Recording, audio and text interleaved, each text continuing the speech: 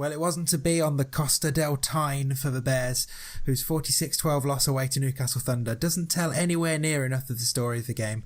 But we're here to tell that story. This is the world's greatest podcast about the Coventry Bears. This is Bare Necessities.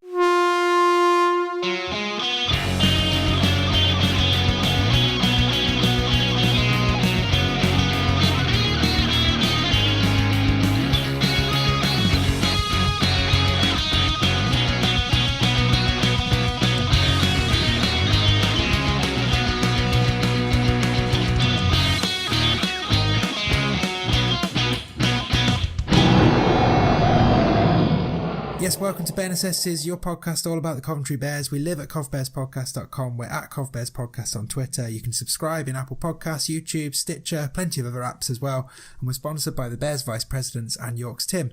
I'm one of your hosts, Dave Musson, and joining me as always is my dummy half and former Bears player, Craig Cathcart. Craig, how are you? And I don't know why I forgot my own name there. It's the sunshine. I'm great, mate. I'm great. It's probably sunstroke that you're suffering from. Yeah, probably. I think I might be slightly as well. I'm just having a cold cider to ease that slightly. Good idea. So it's going to be a bit of a shorter show than usual for you for this particular episode, but that's mainly because we are going to be back in your ears this Wednesday for a comprehensive preview of next weekend's game against the Bradford Bulls. So we've got interviews galore, and it's going to be a show for both Bears and Bulls fans. So if you're not already subscribed and you don't want to miss that show, which you definitely don't, now is the time to make sure you're subscribed. And as I say, we'll be back on Wednesday. As for this episode, Craig's going to run through his team of the season so far. We've got a bit of an American update for you, a bear in America, should we say, and we'll go over Sunday's game in the Northeast, including hearing the post-match thoughts of Bears head coach Tom Tsang. So let's start with that game now. Let's say it was 46-12 loss in the baking heat up in Newcastle, and it was a game that in many ways sort of mirrored the previous game against Hunslet. The scoreline really doesn't reflect the effort and the commitment and the structure that the Bears had for a lot of the game. There was a lot of good stuff for the Bears in this match. They started very well. They did ship the first try as they usually do, but they hit back right away. Brad Clavering scoring. He's one of the Hull KR dual reg players, of course. The scoreline did get a little bit away from the Bears by half-time. It was 22-6 by half-time, and we'll chat a bit more in more detail in a little bit. But the Bears started the second half really well, and were first to score in the second half as well. Got it back to 22-12, and then the scoreboard just slowly started to slip away. And there was a particular point that we'll get to once we've heard from Tom Tsang that seemed to be the sort of real crux that saw the game slip away from the Bears, and it ended up with that scoreline of 46-12. So we'll discuss the game a little bit more in a moment, but first, here's the post-match reactions of Bears head coach Tom Tsang. Well, Tom, people will look at the scoreline and assume one thing, but of course the scoreline doesn't show the effort and the dedication and the commitment your players put in today. I mean, how did you feel the game went? Yeah, no, I'd agree, Dave. The problem with that though is that we've been saying that all year, and there comes a point where that isn't. Well, it wasn't. That's only ever sort of a position that you want to hold very temporarily, where the scoreline doesn't reflect the effort that you put in. You want to start getting some reward for that effort, and we're not quite getting that yet.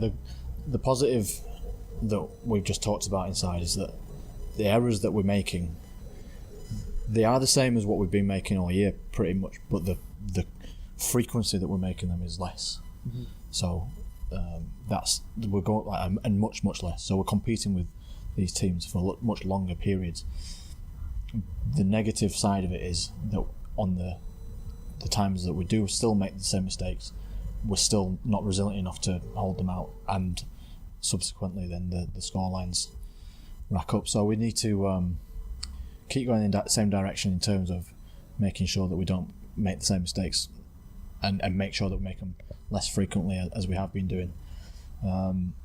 But then also because inevitably there's going to be times when you do make errors in games, and defensively there's lapses in every team, but it's what you do off the back of it and how you defend off the back of it, and whether you can weather the storm, so to speak, or whether you can scramble and chase back and put the effort back into stopping that threat as it comes. So it's disappointing because I'd say across the game were as good as Newcastle for probably 65 minutes, I'd say. But in those 15 minutes that we weren't, they got 2 or 3 back-to-back tries and stretched out the scoreline quite quickly in that 15-minute period. And then the sort of the psychological battle is then to not think about the scoreboard and stick to your structures and stick to your processes, which is very difficult to do. And then you start playing the game a little bit differently and start pushing balls that you wouldn't have done and start making errors that you wouldn't have done otherwise. So yeah, it's really frustrating. But again, we've just got to keep dusting ourselves down and getting back up, as we've said all year. This is the first game on the turn. So we're only just halfway into the year. We've got a long way to go, and we'll make sure that we persevere and keep striving for that. Yeah. That performance. I mean, it almost felt like today, up until that point where Ben said's grubber goes through, it looks like it's going into a Bears' hand. It bounces up into the Newcastle fullback, and he runs the length of the field. That felt like the killer blow, because you say that there was a lot of. Watching from the sidelines, it wasn't just competitive. It felt like you were sticking to your structures, and you didn't have the ball much near their try line, but when you did, you were quite clinical with it. Do you think that's a fair assessment? Yeah. So the tries that we scored on their goal line are off. They might not look like much, but they are actually set play moves that we've worked on, and they were successful, and they're the same tries that we've been scoring because we know that they work. I'd probably say. Probably 4 out of 5 tries that we scored this year are the very similar tries, and we know that they work and we execute them well, but we just need to put ourselves into those positions more often. And it's just like that situation you just described with the kick going through and then their fullback going the length of the field. That's exactly the same thing that happened 3 times last week against Hunslet, and that's, again, it's just frustrating that like one of the errors that I alluded to that we keep making is we're not finishing our sets very well.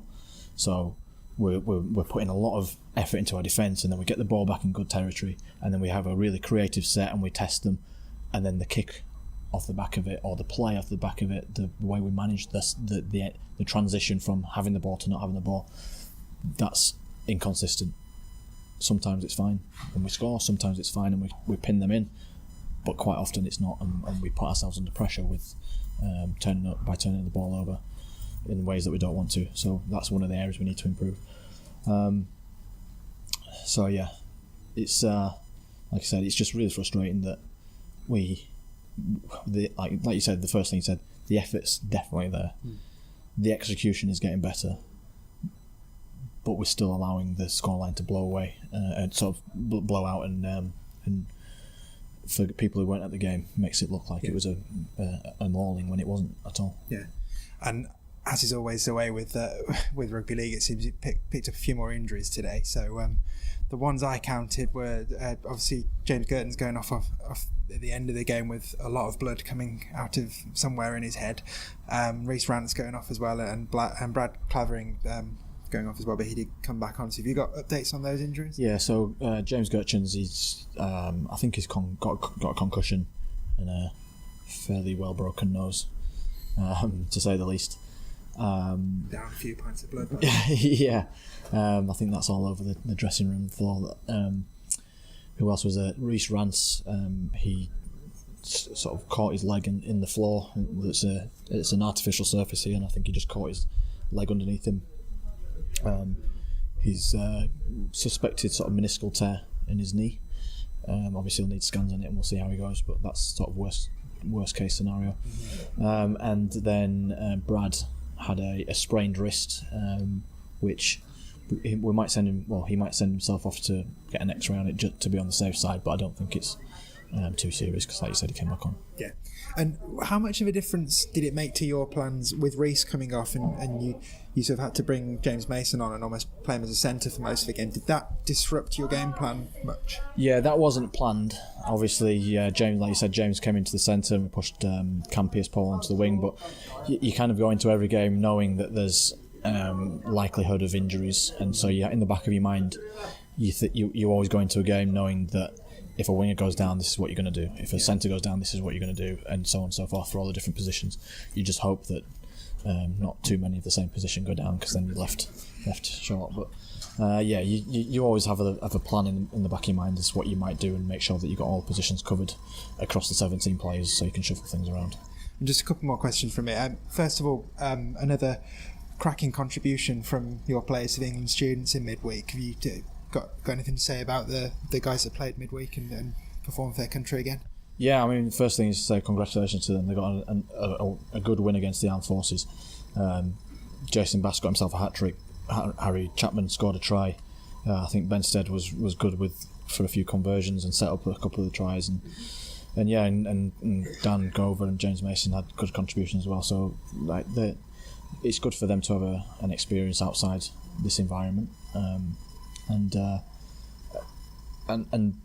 obviously the standard, the level of playing that they're getting wins, and they come back in with an extra bounce in the step, which is good, and a bit of extra confidence.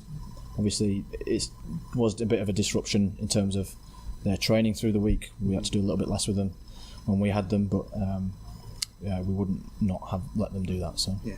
And lastly, obviously next week it's the big one. It's Bradford Bulls coming to Coventry, and as our listeners will know, the club's pulling out all the stops in terms of making a really big day of it. Obviously, you've got the game to focus on, but how much of the stuff going on around the game are you looking forward to experiencing, or do you have to kind of block that out because you're in pre-match mode? Yeah, I mean, to a certain extent, we try and keep it as much of a regular game day as we can do, but at the same time, the lads know and need to know it's a big occasion. We want to put on a real strong performance, so that if there are any new fans, any new supporters, and also for the travelling fans and the guys that come to watch us regularly, that it's a day to remember, and that we get some more support off the back of it. So yeah, it sounds like the club's got some really fun things lined up. I'm looking forward to the musicians before the game, and I might even bring my boots and have a run around in the tag tournament before as well. There you go, heard it here first. Well, Tom, thanks as always, and I'll see you at the Battle of the Beast next week. Thanks, mate. Thanks. Right, Dave. So I couldn't get up to the game today, but you travelled up on the team coach and saw the match. I was following it on Twitter, and it seemed to be a really hard-fought performance, certainly for the first 50, 60 minutes by the Bears, and was actually quite close at times. So, I guess following on from Hunslet, it's quite an encouraging performance and quite a respectable scoreline in the end, although I feel that based on what I've read that the Bears maybe could have even been closer. Yeah, I think it definitely feels like one of those ones where you're right. Certainly for the first 50 minutes, the Bears were very competitive, and you've got to take into account that the Thunder are obviously further along their progress chart than the Bears are. It was their home pitch, so artificial pitch, they're used to the quirks of that, and it was very, very hot. But the Bears did do really, really well. As I said before we heard from Tom, they actually started well, and the first 5 minutes were very, very good. They were kicking early in their sets, and they were getting good field position without perhaps being rewarded with the ball that much. But they were certainly solid for the first 5 minutes, and then typically, just as I wrote the note, solid first 5 minutes, Thunder opened the scoring on 7 minutes. Should be pointed out, so Thunder scored 1, 2, 3, 4, 5, 6, 7, 8, 9 tries by my reckoning. 4 of those were scored by one player who was just having one of those days. Every time he stepped, there was a Bears player flailing, having missed a tackle, and he made ground. And at least 3 of his 4 tries were just, he jinked his way through and was able to get over the line. But like I say, there were lots of positive things about the Bears. The whole KR guys, I know they made their debuts last week, but first chance either of us have got to see them. They really did make a positive impact, and not just those 2 players themselves, but they definitely had a lifting effect on the guys around them. In particular, Zach Williams, who came off the interchange bench, you could see when he was running out of dummy half and he had Joe Cater with him, sort of egging him on and encouraging him to go for the gaps and to just get stuck in. It kind of, you remember that sort of spark and zip we saw a lot of from Zach last year, that it felt like that was more prominent today than we've perhaps seen it in some other games this year. So that was really good. the 2 tries that the Bears scored, Brad Clavering scored in the first half and Chris Barrett scored in the second half. Both were well taken tries from close range, and as Tom said in his post-match interview, that actually stuff that they'd worked on the training field and playing to the Bears' strengths. And there were other bits that were showing signs, showing glimpses of something really good and really quite, just really encouraging about the Bears. Before they scored their first try, Reece Rance was nearly put away on the right wing. Some really impressive quick hands. It did actually lead to Reece's injury, which ultimately led to him leaving the pitch. And that had a bit of a knock-on effect on the rest of the team because obviously you losing your winger, and the Bears didn't have any out-and-out backs on the bench, so James Mason ended up coming on, going into centre, and Cam Pearce-Paul was moved out to the wing, which just kind of messed up the game plan a little bit. But when you actually think about it in terms of how often the Bears were near the Newcastle line and how many tries they came away with, and how close they were on other occasions, they were actually pretty clinical. It's just Newcastle had more opportunities to score and took them very well. The key point was, we said, and you got the flavour from Twitter that they were competitive for about 50-60 minutes. The key point was on 49 minutes. The Bears were attacking, and it sounds like it was something very similar to what happened at Hunslet a couple of times last week. Bears were attacking in good position on the last tackle. Benstead put a really nice grubber kick through to the left corner. Now, we all know what the bounce of a rugby ball is like in terms of predictability. It's not predictable at all. And that ball could quite easily have gone into, I think there were 3 players close to it from the Bears. It could easily have gone into their hands, and they would have scored that, and that would have pulled the score back at that point to 26-16 with the conversion to come, and momentum with the Bears. Unfortunately, the Bears, the ball bounced up into the Newcastle fullback's hands, and for any of you who were watching the Thunder visit to the Butts Park Arena earlier in the year, we all know how good their fullback is. He's a speed machine, yeah. Absolutely deadly. Yeah. Length of the field, he scored, and that was that. So in the blink of an eye, it's potentially going to 26-18 to 32-12. And from that point, it's just, you can appreciate, factor in the heat as well. And as Tom said in his interview, it's kind of, it becomes a bit more of a psychological thing then, because you're worried about the scoreboard starting to tick over. And as Tom said, players were perhaps starting to force things that they weren't doing earlier in the game, and that last 20 minutes or so was the least structured that the Bears had been all game. And the heat definitely got to both sides. There was a bit of a fight at the end with a couple of minutes to go. Like the last 5 minutes took about 10 minutes to get through because Gertz went off with a completely smashed nose. He was bleeding everywhere, and it got into a strange situation where Bears had used all their interchanges up. They were saying, well, Gertz come off with an injury above the neck. They were worried he'd got a concussion. And it took, basically the Bears were a player down for quite a long time because the sideline officials were saying, well, you're not allowed a free interchange for a head injury because it's just a blood injury, because the doctor just sort of took one look at Gertz and was like, oh yeah, it's just a blood injury, he's not concussed, which made things a bit stressed on the touchline. And then by the time the Bears did get back to full complement, pretty much straight away a fight broke out, and then Newcastle did score right in the corner right at the end of that. But I think all in all, being realistic, we weren't necessarily expecting an away win, but it's those little gains factored in from last week as well. Yeah, better performances. Sorry, go on. Yeah, we want to just see better performances, ones where the team are competing for large periods of time, because if they keep that up every game, there will be games that they'll win. They'll pick up the win. And playing away at Newcastle, a team who, are right up there, it's never going to be easy. But so, the Bears put in a good performance against them at home, and it seems like another half-decent performance. One thing to ask, we've seen a bit of an upturn in performances, and it'd be easy to say it's down to the two guys from Hull KR, and no doubt they've made a massive difference. But I think possibly the return of Chris Barrett has made a difference. Was that evident today? Yes, yeah, he brings undeniable leadership on field, and I don't think he came off the pitch at all today. So considering that's only his second week back, already up to a full 80, he contributed another try.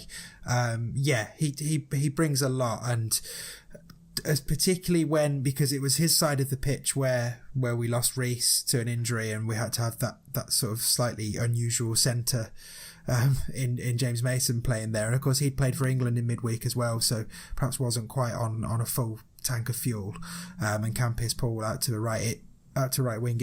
Having Chris Barrett there definitely gave a bit of structure to that right edge, and certainly I don't remember him being pushed backwards at all. So I think him coming back, you're right, is a really good point, alongside the arrival of the Hull KR players that, as Tom said on the show last week as well, seems to have lifted the whole squad to have those full-time guys in.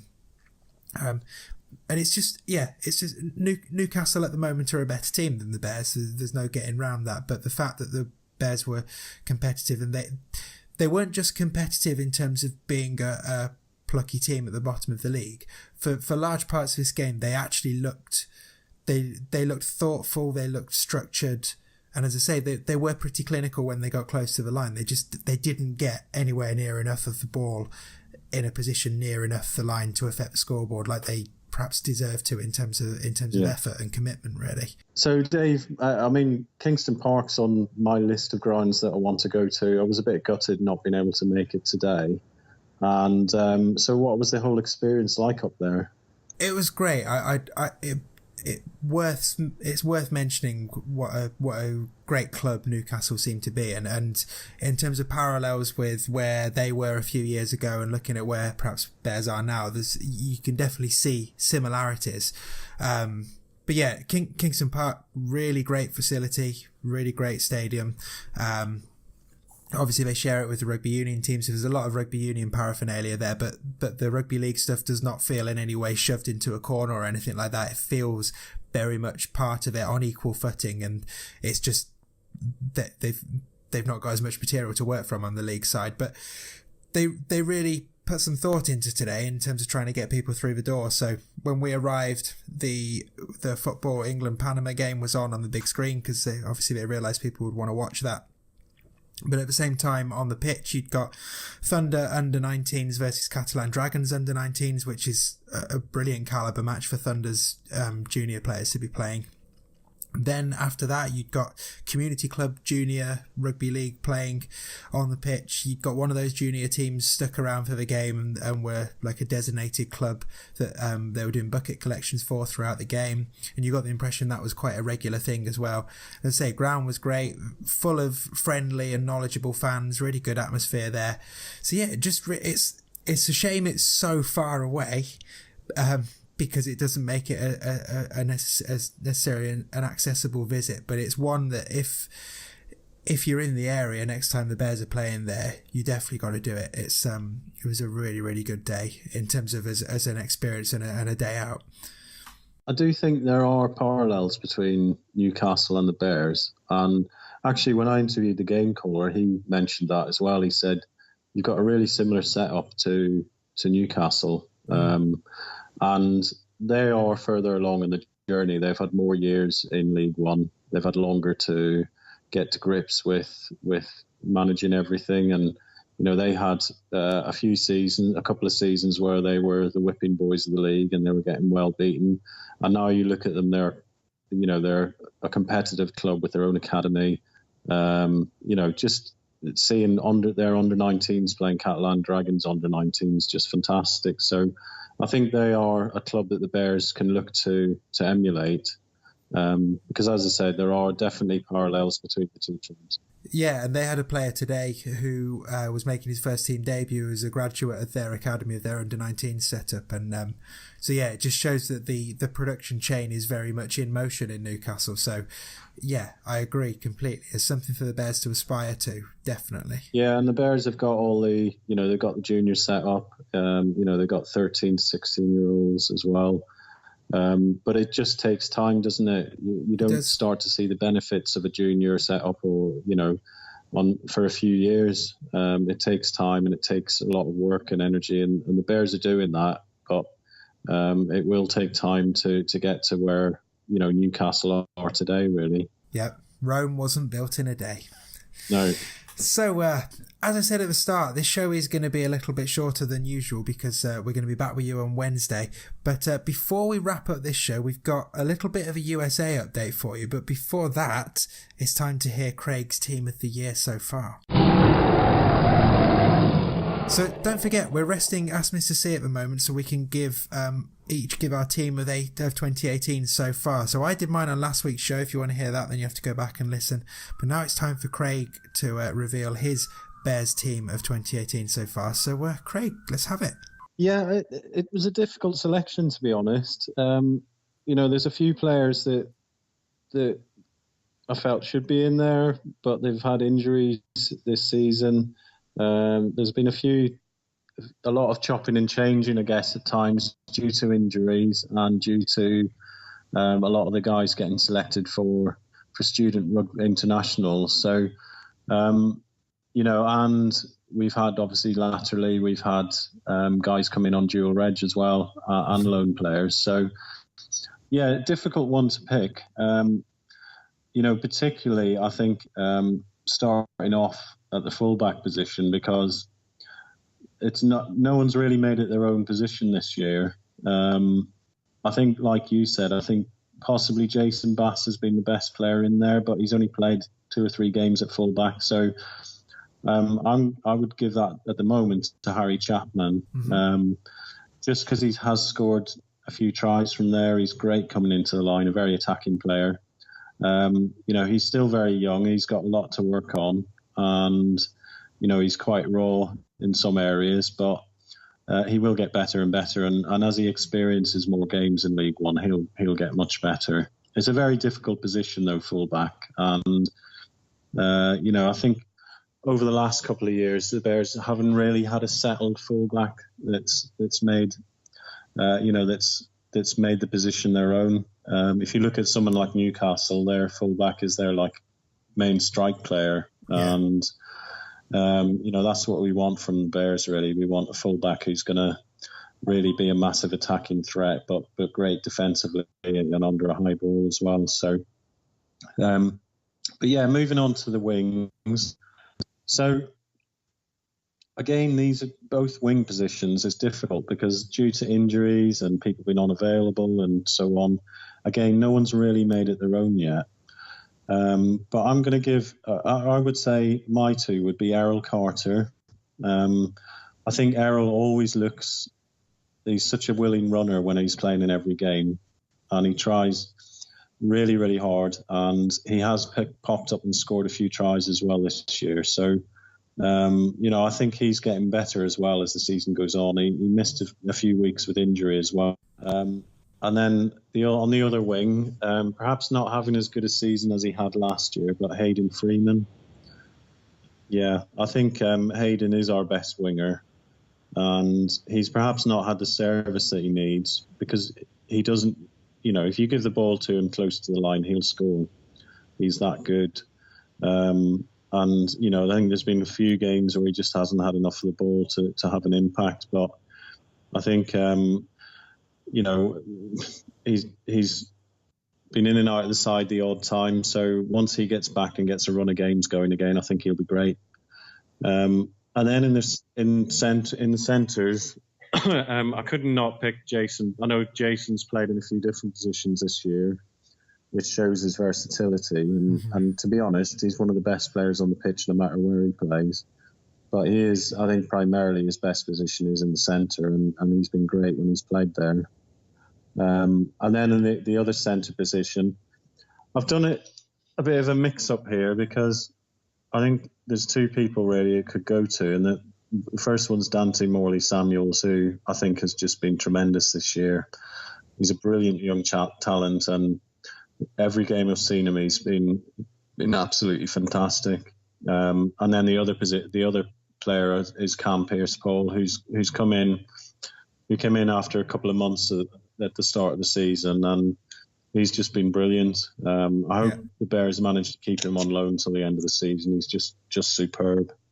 A really, really good player. Really just looks so effortless when he's got the ball. He just looks great, like he's got loads of time on the ball. And defensively as well, he works really hard. So, I'd like to see him stay till the end of the season. Then in the halves, really, it's a difficult one because there are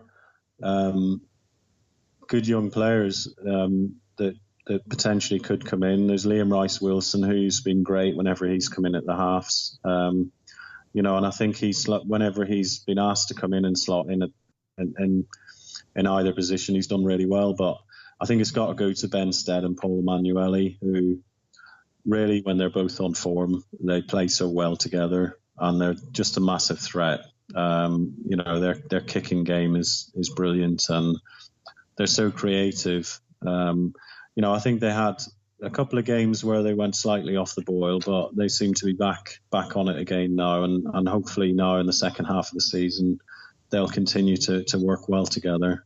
Yeah. Then in the props,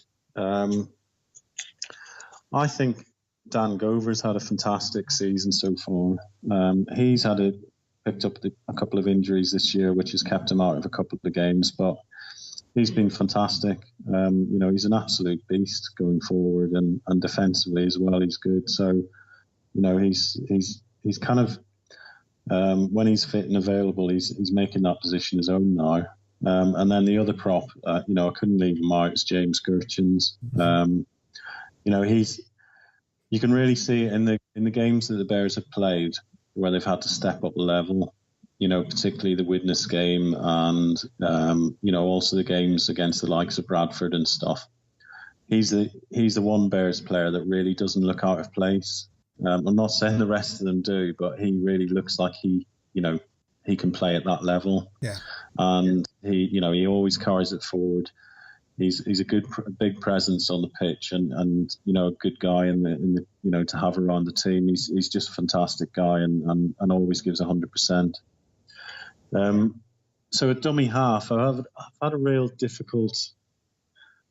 I think that's a really difficult decision because again, there's been quite a few different players in there, and no one's really made it their own. In the end, I just sort of took a bit of an easy option and I've selected Lewis Lord and Zach Williams. Okay. I think Lewis Lord again, he's been impacted by injuries, missed a few games due to that. I think Zach has come in as well at dummy half, and he's played really well when he's been asked to. Zach's one of those players, again, a bit like Jason Bass, that whatever position you put him in, he'll be really good. But he just needs to find his perfect position. He has an impact no matter where he plays. But yeah, those two guys, I think when they've been asked, they've been absolutely fantastic. And then going into second row, I know he's been injured a lot for a period of this season. Chris Barrett has to be in there just purely because of the fact that he was fantastic early on in the season. He went out injured and he's come back and he's just been fantastic again. For a second row, he scores a lot of tries, but it's just everything else that he adds on the pitch. His leadership qualities, his defensive work and everything else. He's just a fantastic player.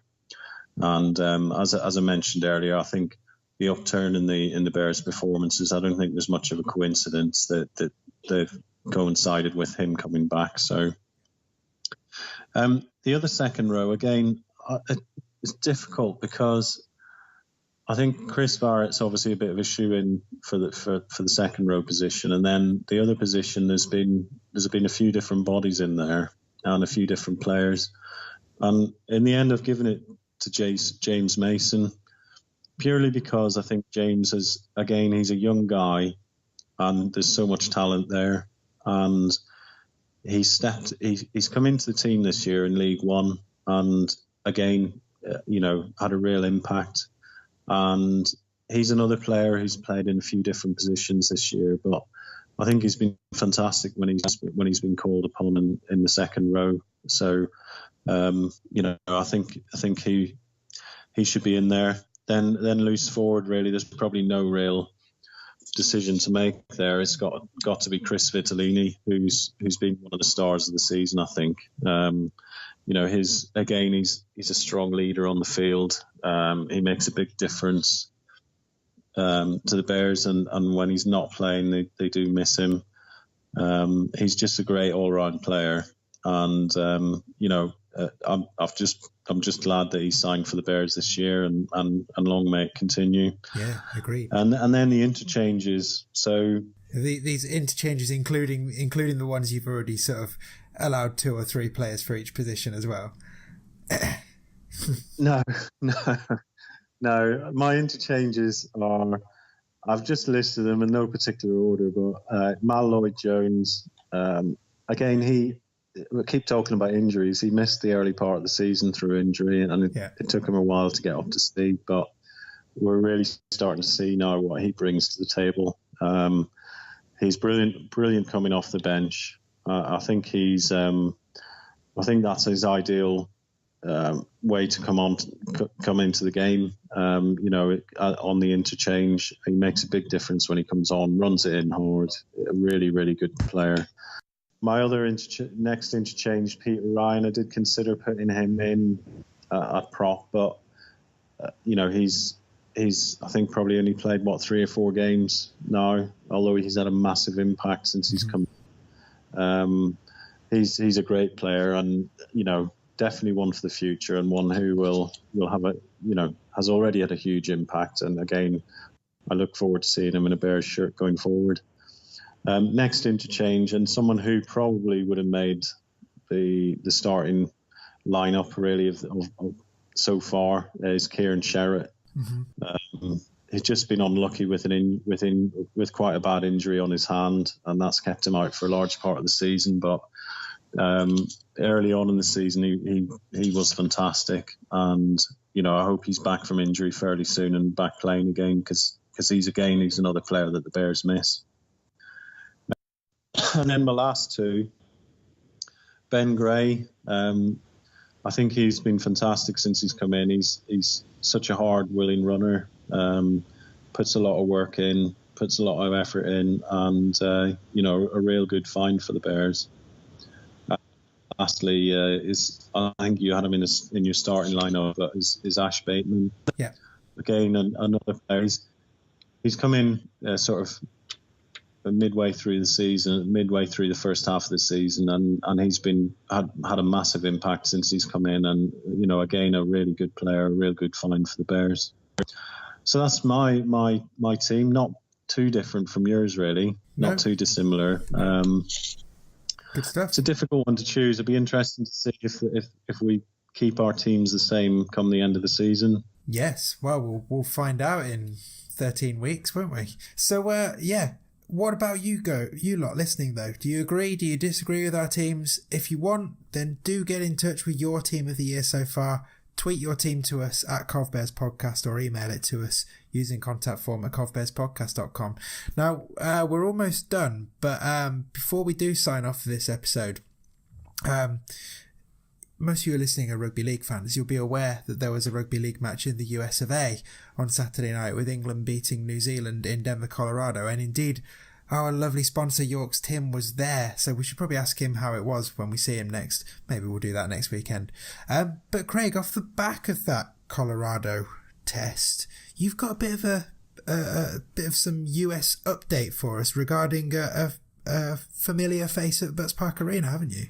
So I guess probably the first thing to say is, I watched the Colorado test, the Denver test, and it was fantastic. 20,000 people there watching rugby league in North America. So, that's a real good start, and hopefully the RFL and others will build on that and do it as an annual game, because they've got a real chance to gain traction in North America, and of course the World Cup's going there in 2025 as well. So I would consider it a massive success. I think anything less than sort of 15 to 20,000 fans there would have been disappointing. But I think that's a massive, brilliant start.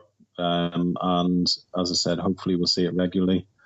In terms of Harry Kaufman, I've been exploits since he went to the US, just mainly because I'm massively interested in what's going on with rugby league over there. So I've been following him on Twitter with Fight Rugby League, and they've won their first 3 matches. Harry's been absolutely killing it over there. I think he scored a hat-trick in his first game, and he was man of the match in the most recent match. So well done to him. I hope he's enjoying life over there, and it's good to see him doing really well. I think I would suggest anyone, if you want to keep a track of how Harry's doing, then follow Fight Rugby League, which is at Fight Rugby on Twitter. There you go. We can keep an eye on our friend over in the States, spreading the Bears word over there and ripping it up by the sounds of it. Well, yeah, nice little way of ending that episode there. So that, listener, is that for this episode, but only because we're going to be back in your ears in a couple of days, this Wednesday, for that special preview show for the Bradford Bulls game. So do make sure you subscribed on either YouTube, Apple Podcasts, or on your favourite podcast app. Craig, thanks as always. Thanks for the USA update and your team of the year, and I will chat to you on Wednesday. Thank you, mate. Cheers.